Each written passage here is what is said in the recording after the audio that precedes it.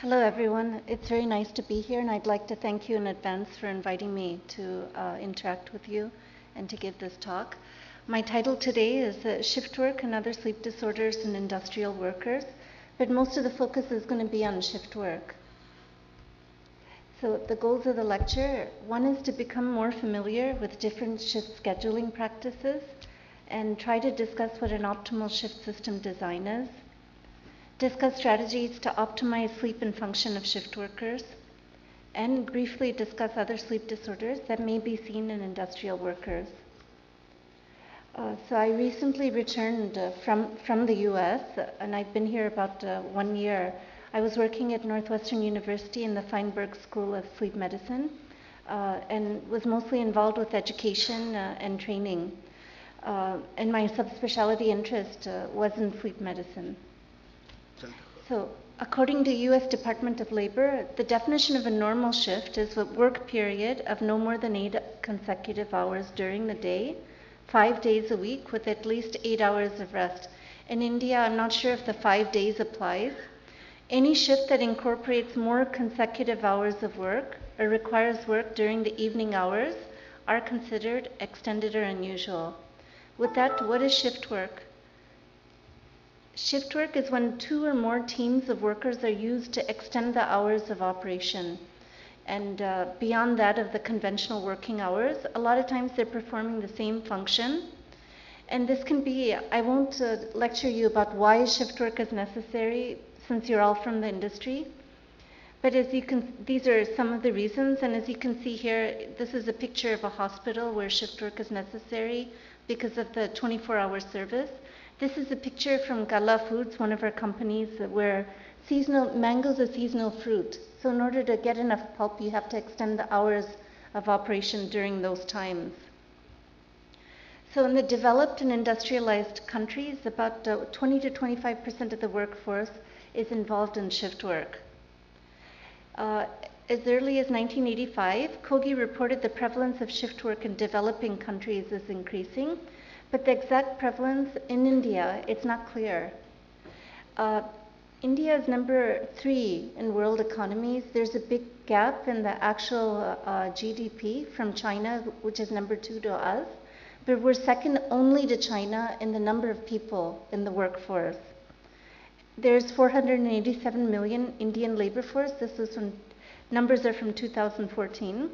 But because 94% of them are from the unincorporated sector, it's really difficult to collect statistics and to determine what the type of shift work that's being done and how many workers are involved in shift work or what type of practices are being employed.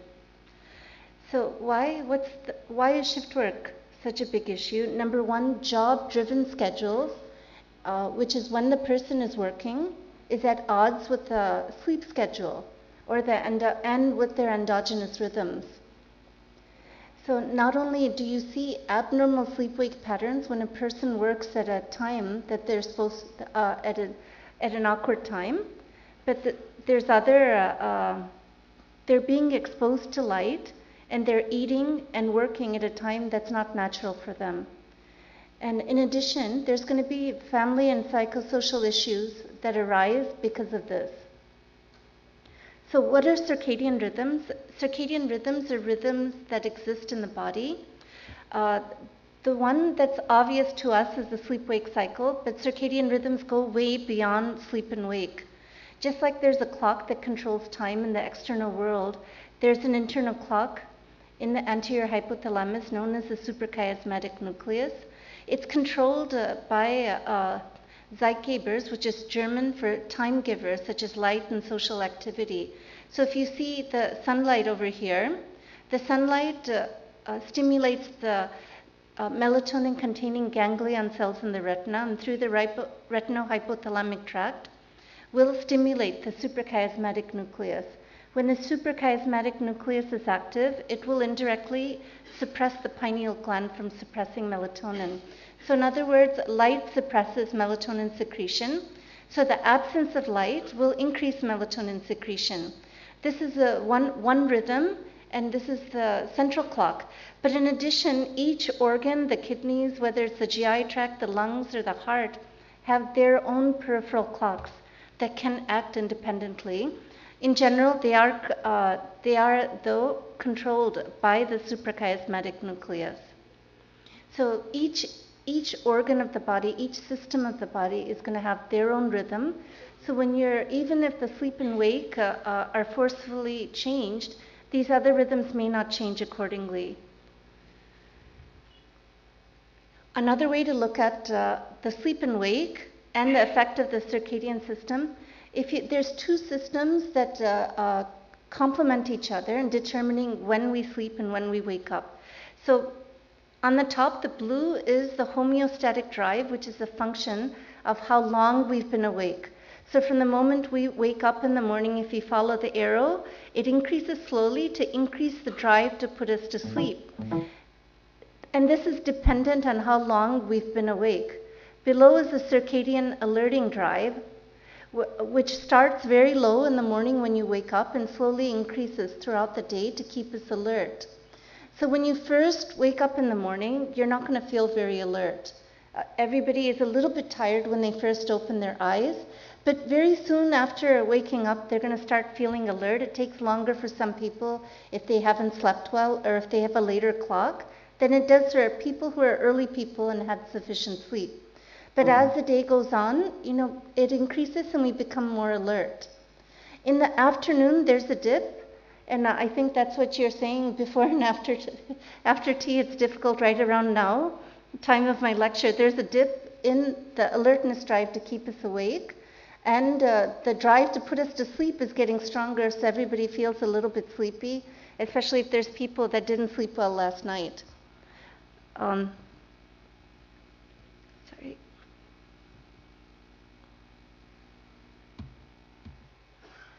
So, and then after that, though, the alertness goes up again and then goes down. The minute the alertness goes down, a person will then fall asleep. And the other thing that's important for people scheduling shifts to know, at about 1 to 3 in the morning and almost up to 4, depending on a person's circadian phase, they're very sleepy because this circadian alertness drive is the lowest around this time. And it's necessary to keep a person asleep at that time. So keep this in mind as we go through the talk. Oh, sorry, Ivan.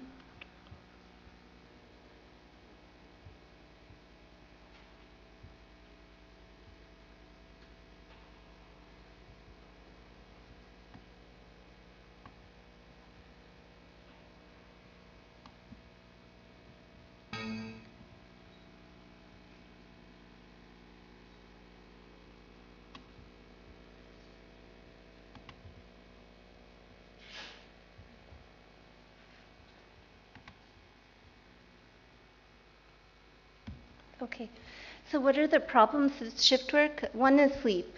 Difficulty sleeping at the wrong time and feeling sleepy when you're supposed to work. Circadian disruptions, effects on the heart, the GI system, cancer, and increase in metabolic syndrome, as well as psychosocial issues. So some of the studies showing scientific evidence of this one study, several studies, including the one looking at nurses, showing that shift workers have more morbidity and mortality, even when compared to daytime workers with insomnia and daytime sleepiness. There's a 36 to 60% increase in breast cancer in permanent night shift workers and rotating shift workers that work nights. In addition, there's a 4-fold increase in the risk of duodenal ulcers and an increase in the cardiovascular morbidity and mortality. So it's not just our feeling, but there's epidemiologic studies that show this. So in addition to the sleep problems, which includes not getting enough sleep and feeling sleepy during the daytime, this is going to affect their function and productivity at work. And it can increase the accidents at the workplace, including driving-related accidents, not just during work, but if they're working nights, driving-related accidents in the morning when they drive home and the alertness drive is very low. And in addition, poor quality of life. And as mentioned earlier, to put it in the language of how to create a business case, the lost productivity, accidents in the workplace, and employee retention are important things to bring up. So because of everything I've mentioned, it's important for industries requiring shift work to develop an optimum shift system design, which not only minimizes sleep loss and maintains alertness in the interest of occupational safety, but also in the long-term health of the employees. And a lot of this is a lot of times it's not just about money, but it's really understanding the principles and working together with all the key stakeholders to find an optimum shift. So before we decide what an optimum shift is, what are the different scheduling practices? There's stable shifts, rotating shifts, as well as on-call shifts. So stable shifts are when a person works nights all the time or days all the time, just one single shift. So what are the typical shifts in addition to how the shift changes? There's the early morning shift that starts between 4 to 7 in the morning.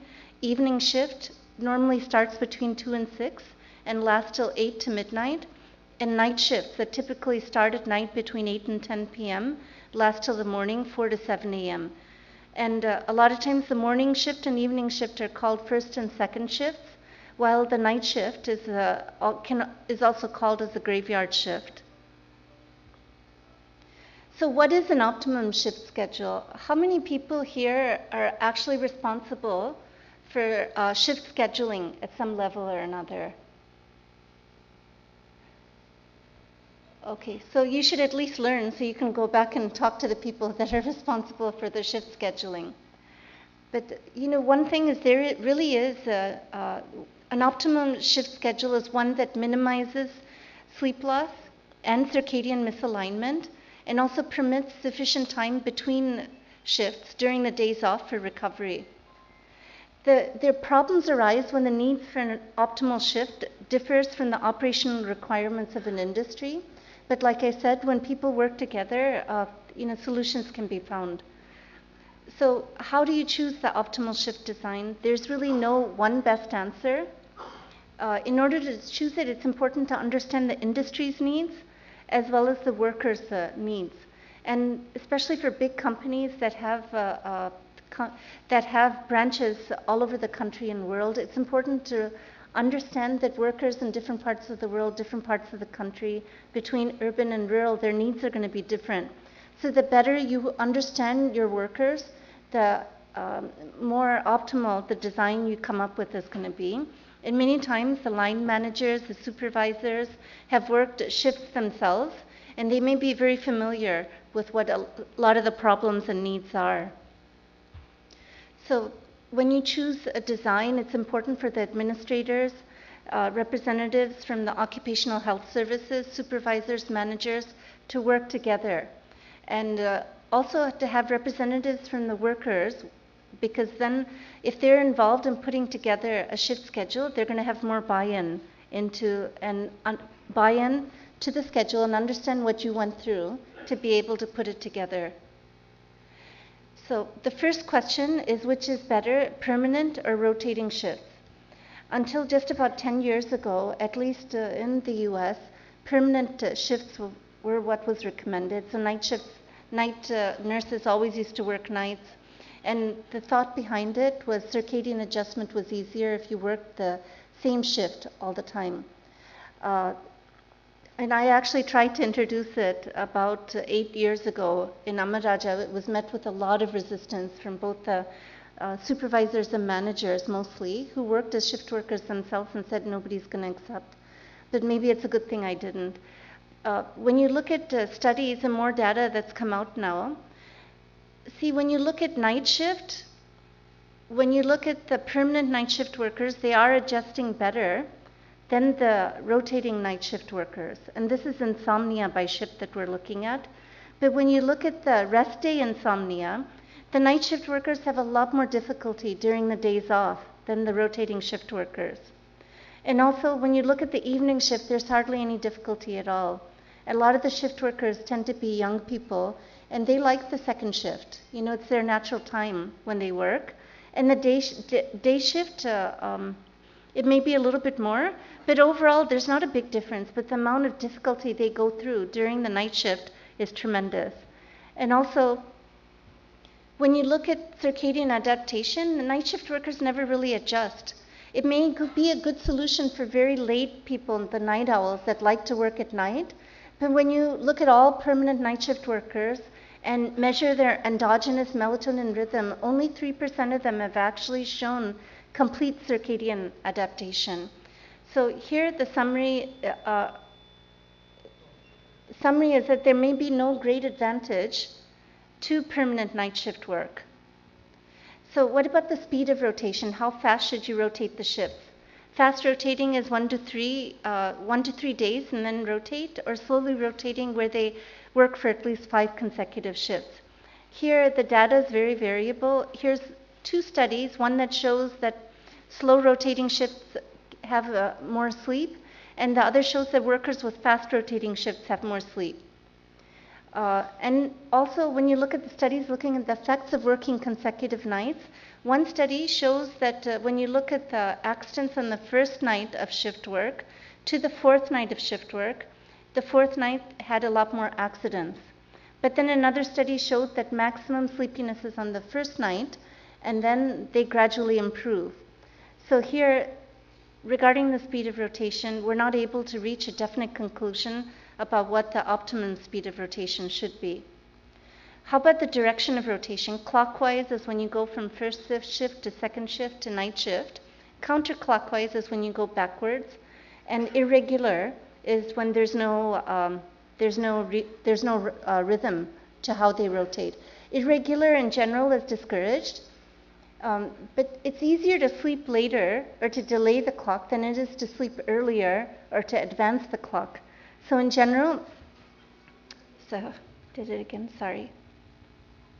In general, clockwise rotations is what's recommended. Since for the reason that I said that it's easier to delay the clock than advance the clock. But the other reason is that when you look at fast and clockwise rotations,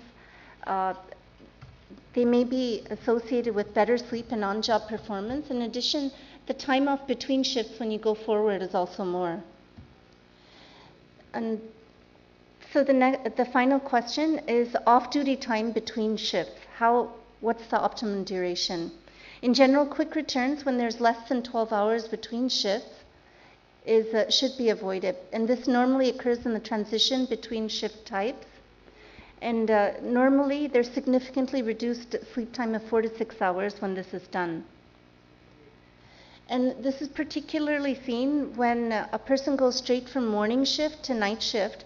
They may sleep 3 hours or less during those times. Quick returns are a strong predictor of fatigue and are associated with increased accidents in the workplace. So again, off-duty time between shifts. Sufficient time should be given between shifts, and the days off should be equally divided through the month between the working days. And in addition, if the duty time is less than 12 hours is given, some type of opportunity or accommodation for rest should be given. Finally, long working shifts.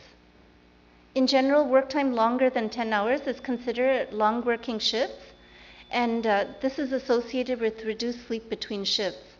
But there are exceptions. This is the long working shifts oil rig workers, which is offshore.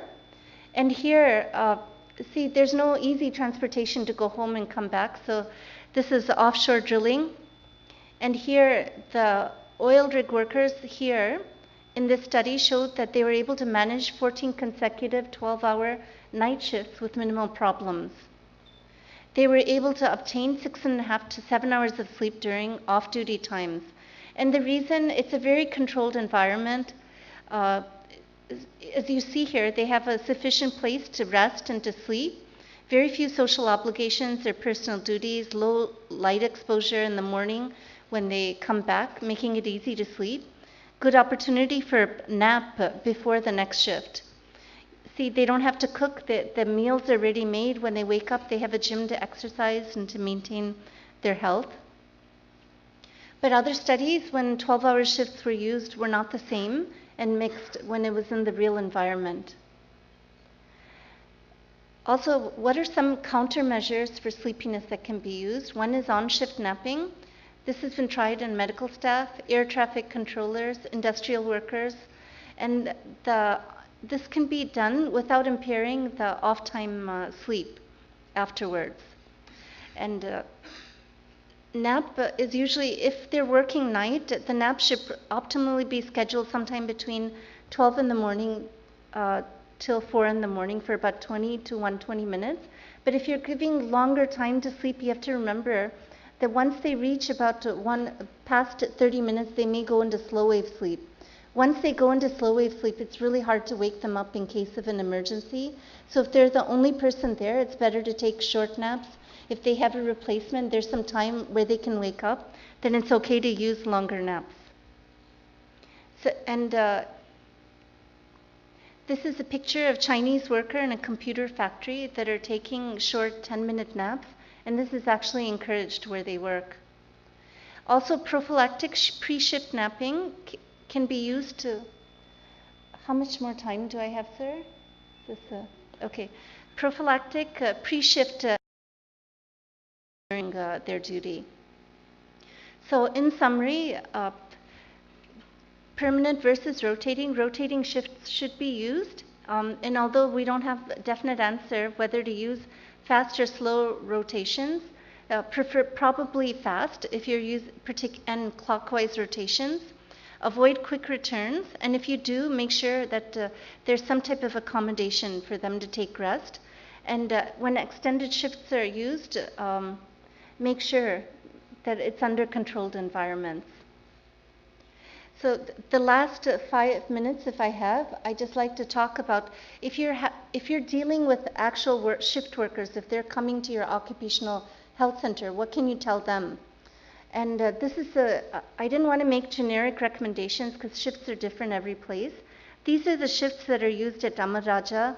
A shift is the early morning shift from 6 a.m. to 2 p.m. B is from 2 p.m. to 10 p.m. and C is the night shift from 10 p.m. to 6 a.m. But what you have to remember with any shift, normally they're required to come at least half hour early in order for sign over. So they may be leaving, and depending on what their responsibilities are, they may have to leave work very early and may not reach home till very late. So when I say understanding your workers, this is part of what I mean. About 5 or 8 years ago, when I tried to spend time with the shift workers, they told me stories that I was shocked. When people work shifts in the United States, people understand that they don't need to. There's a lot of things that they're exempted from, but some of the ladies that were working first shift, they were waking up as early as 3 in the morning to make the idli, to make the sambar, to put the carriages together. Because a lot of times our companies are in the rural areas. A lot of the ladies, it's their first time employment in the family. So to not do some of these duties also, especially when their husbands are farmers, there's a lot of resentment on part of the family, especially the husband, if a lot of these activities aren't done. So these were some of the issues that we saw. So when you go down, what are some of the general measures you can tell your shift worker? In general, try to live as close to home to reduce the travel time. Because some of the people that had to travel far, their commute time went up to about almost 3 hours a day. Limit activities before and after work, and a lot of times this takes family counseling in addition to counseling the employees. Have a quiet and dark bedroom environment when they come home. I still remember when I used to do night shifts for the emergency department, as soon as I came home, my children would be so happy to see me. They're like, "Mommy, are you home to play with me?" And their father used to say, "No, your mom needs to sleep, so you need to be quiet." But that counseling everybody, including the children to some extent, that the mom and dad are coming home to sleep is important. So family education is really important. Unless you understand the issues and you teach the issues to other people, it doesn't have to be you, nurses in the OHC or anybody, they're going to have difficulty counseling the family. They should have some type of provision for childcare at home when they go home. If the mother-in-law is there, maybe she can help. Environment, noise, light, everything should be reduced so they can go to sleep when they go home. So morning shift, some of the problems, like I said, that the woman would have to wake up very early to prepare breakfast, prepare the carrier. And they felt very guilty that they weren't able to take care of the children before work. And if they woke up too early, they were losing sleep because they couldn't go to bed early in the evening. So some of the things you can tell them: avoid the nap when they come home. That's going to disrupt sleep later. If they need to take a nap, take a short nap right after coming home. And complete evening duties early and go to bed early. Try to wake up as late as possible. Avoid activities that can be avoided. Unfortunately, all our breakfasts take a lot of time to make. There's no cereal or bread or. So the B shift actually is the least problems, especially for young adults, young men, unmarried men. So sleep loss, if they're not able to sleep late in the morning, can be a problem. And difficulty working in the evening and early night may be a problem for early people. So what can you tell them? Limit activities after work, go to bed early after coming home, and sleep in late in the morning. Don't try to get up right away. So C shift is when there's the most problem and you're trying to sleep at complete odds to your body and work at a time where you're supposed to be asleep. So again, it's difficulty working at night and difficulty sleeping during the daytime. So what can we tell them? Number one, remember sunlight is going to suppress melatonin. So the best thing on the way home, wear sunglasses to avoid exposure to light. Tell them to go home right away. It's amazing what young people will do after work is over. Go to bed right after coming home. Keep the lights. If they need breakfast, eat breakfast, but go straight to bed and tell the family not to wake them up. Sleep as long as you can. But then when they wake up again, people keep trying to sleep, and that's not the right thing. It's better to get up, do things, and then take a nap before the shift. Next. What can you do early in the shift to ensure awakeness? Beginning of the shift, bright light at the beginning of the shift is good to keep you alert. Coffee 1.5 to 3 hours later is good. But at the end of the shift, try to avoid bright light whenever possible and avoid coffee. And most of all, don't drive if you're sleepy. The early morning when they're sleeping, driving, and going home is when the most accidents may occur. On the days off, go to sleep after coming home, but after waking up, don't go back to sleep until bedtime. Go to bed in the evening at a later time than usual and sleep in late the next morning. That is, if you're going to have night shift again. Other measures, it's important to recognize and manage sleep disorders such as OSA, RLS, insomnia, daytime sleepiness, and counsel them on other good health measures. Other sleep disorders I'm just going to mention are daytime sleepiness when they don't get enough sleep or have disturbed sleep due to sleep apnea or other sleep disorders, or difficulty sleeping. So what is obstructive sleep apnea? All of you have probably heard it. It's a disorder characterized by presence of pauses in respiration during sleep, resulting in oxygen desaturation and arousal.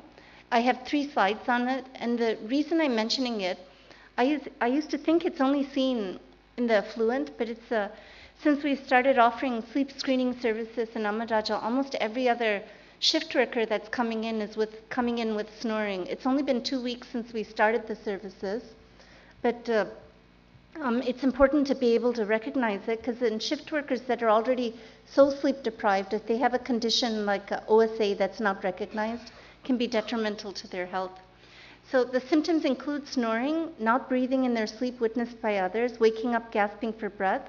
Other symptoms include heartburn, waking up at night to use the restroom or to urinate, dry mouth, or mouth breathing. During the work time, they feel sleepy, have poor attention, irritability, reduced sexual drive, as well as morning headaches. So you suspected in obese individuals with a neck size larger than 16, class 3 or 4 airway.